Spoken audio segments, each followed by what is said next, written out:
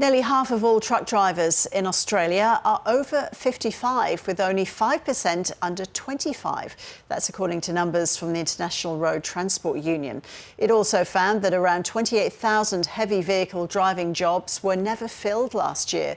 Local industry advocates say the declining numbers of young truckies needs to be addressed. Warren Clark is the CEO of the National Road Transport Association and joins us now. Good afternoon to you, Warren. Good afternoon, Ross. So why are there so few younger truck drivers on the road?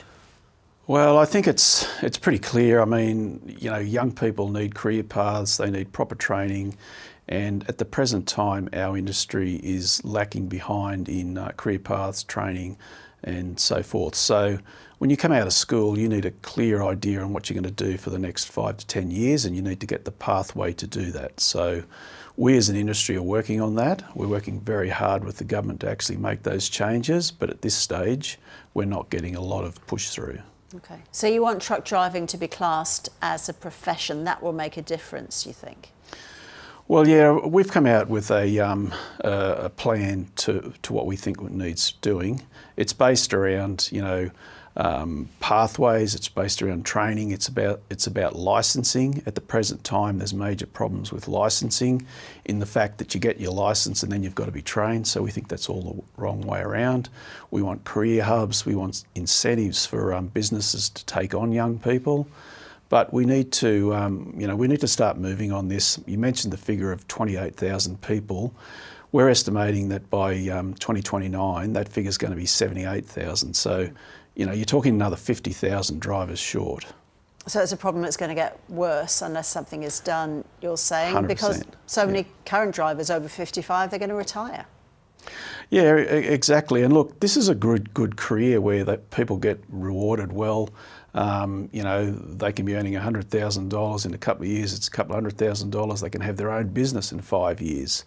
The world's their oyster, really, if they want to get in and actually make a career out of it. But we need the government to get behind it and put in clear, consistent training across the country. We want our apprenticeship consistent across the country, and we want it very clear to young people and also female people coming into the industry that they're taken care of, they're safe, and this is a great career. How many women truck drivers are there at the moment, or is it a too male-dominated industry right now? Yeah, it's a very male-dominated industry, but we've got about 5% of our industry is females. But if you look at the basic things that we don't have, we don't have the proper facilities along the roads where they can, go to the toilets. There's issues where if you're a female truck driver that you've literally got a shower, in a male facility. So there's basic things that's got to happen in this industry, make it really helpful for young people to come in. What are the implications for supplies getting through of this shortage, Warren? Could it lead to shortages of some products in some parts of the country? 100%. So if you look back at COVID, I mean, literally this country rode on the back of transport. Now, if we take that forward and we're 50,000 drivers short, more than that, 78,000 drivers short. We're looking at, where we've got trucks that are idle, we've got machinery that's parked up, we've got things that just aren't getting delivered. And I think everyone's experienced that, in times of emergency, but we're talking day to day here. So what impact is that going to have at the supermarket shelf, the pharmacies, et cetera, delivering chemicals for your water supplies, all those sort of things that happen that no one really sees that this industry delivers. It could really, if you want to go to the worst case scenario, it could really just about stop your country. And finally, how tough a job is it to be a truck driver, Warren? You're away a lot, aren't you? And It comes with a lot of responsibility.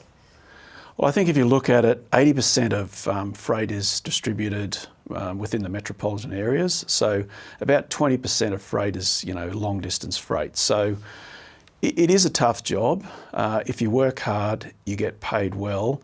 And what a lot of people want is to be able to get home and, spend the weekends with their families and all that sort of thing. So not everyone will get to do that, but 80% of the industry can live a fairly normal life and have a good, rewarding career. But it is a hard job and you've got to work hard, but you're rewarded well if you do.